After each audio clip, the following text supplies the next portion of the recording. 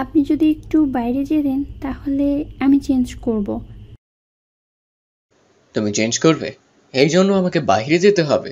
আর একটু পর তো আমার সামনে এমনি তোমার জামা কাপড় খোলা লাগবে। তাহলে এখন সমস্যা কোথায়? আমি তো তোমার হাজবেন্ড, তাই না? হাসানের মুখে এমন কথা শুনে আমি লজ্জায় কুঁকড়ে গেলাম। আমার নাম নিঝুম। এবার মাত্র 10ম শ্রেণীতে উঠেছি। আজকে পারিবারিকভাবে হাসানের সাথে আমার বিয়ে হয়েছে। বিয়ের আগে সেভাবে কথাবার্তা বা দেখা সাক্ষাৎ হয়নি আমাদের। আমি প্রচুর চঞ্চল এবং দুষ্ট একটা মেয়ে। আমি ফ্রেন্ডদের সাথে সবসময় ইয়ার্কি আর ফাজলামি করি।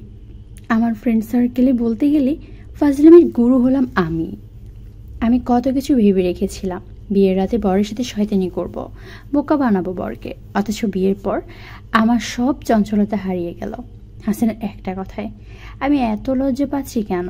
আমি লজ্জায় তাকাতে পারছি না হাসানের দিকে। কি হলো, চুপ করে আছো কেন?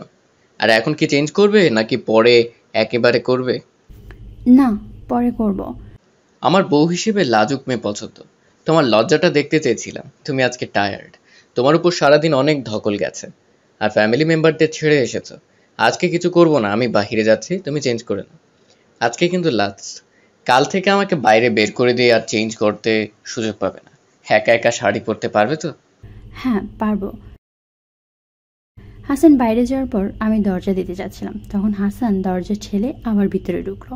তারপর খাটের নিচের দিকে উকি দিয়ে ওর কাজিন শাহিন আর ওর বন্ধু ফরাদকে খাটের নিচ থেকে কান ধরে বের করে আনলো। তারপর ওদের নিয়ে আবার বাইরে চলে গেল। আর আমি কিছুক্ষণ মনে মনে হেসে তারপর দরজাটা লাগিয়ে দিয়ে আসলাম। আমার এখন আরও বেশি লজ্জা লাগছে, কারণ হাসান আমাকে যা বলছে সব তো বোধহয় শুনে ফেলছে ওরা। ভাগ্য ভালো হাসান ওদেরকে দেখছিল, না হলে যে কি হয়ে যেত।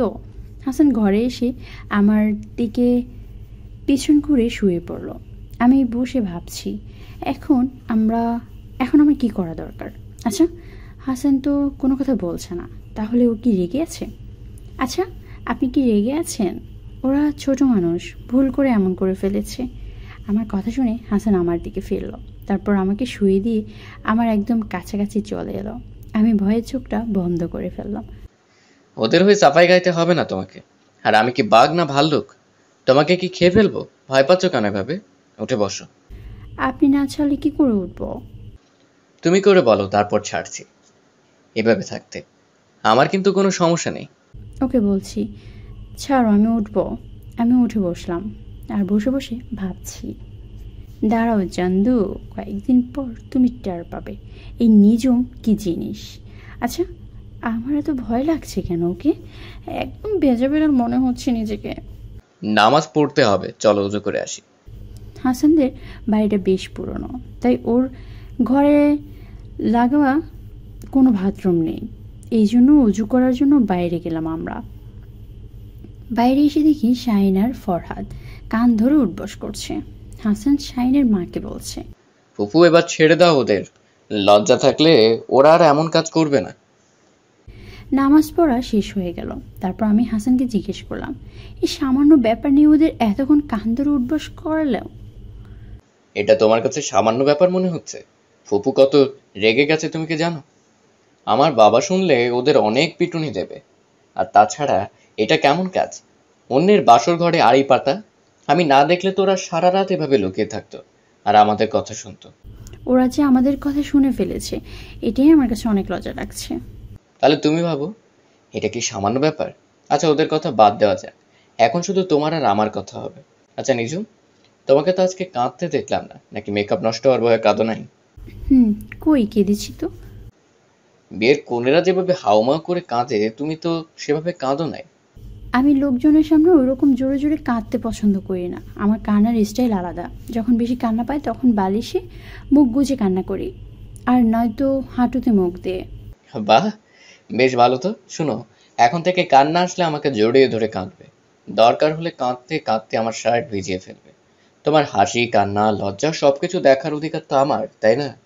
হুম। চলো ঘুমিয়ে পড়ি। ভোরবেলা উঠতে হবে তো। ভোরবেলা উঠে কি হবে? আরে পাগলি, নামাজ পড়তে হবে না? হাসান আমাকে পিছন থেকে জড়িয়ে ধরলো। এখন আর কোনো ভয় লাগছে না, লজ্জাও লাগছে না, রাগও লাগছে না। কেমন যেন একটু ভালো লাগা কাজ করছে। একটু পর হঠাৎ, এই শোনো। এভাবে কি ওপরে ওঠে? আমি তো মরেই যাব। আপনার শরীরের ভারটা কি আমি রাখতে পারি? ও মা, এটা কেমন কথা? তুমি কেন মরবা? রাখতে পারো না, এখন থেকে রাখবা। ইস, শখ তো। হুম, আমার শখ ওই। আচ্ছা, নামুন না। না। কিন্তু কেন? আগে একটা কিস দাও। কিস? হুম। আমি পারবো না। তাহলে আমি দেই। এই না। কেন? আমি তোমার হাজবেন্ড। আমি তো তোমায় আদর করবই। আচ্ছা, এবার নামো প্লিজ। না, তুমি দিবা? না হয় আমি দিব। না, কেউ না। আমি এইটা বলে মুখ সরিয়ে ফেলবো যখন, তখনই হাসান আমার ঠোঁটে ঠোঁট মিলিয়ে দিল। পাক্কা 5 মিনিট পর ছাড়লো। এইটা কি হলো? কেন, তুমি বুঝি জানো না? এবার তো নামুন। ওকে। এই বলে হাসান আমাকে জড়িয়ে ধরে শুয়ে পড়ল। আমিও হাসানকে জড়িয়ে ধরে আছি আর এভাবেই ঘুমিয়ে গেলাম।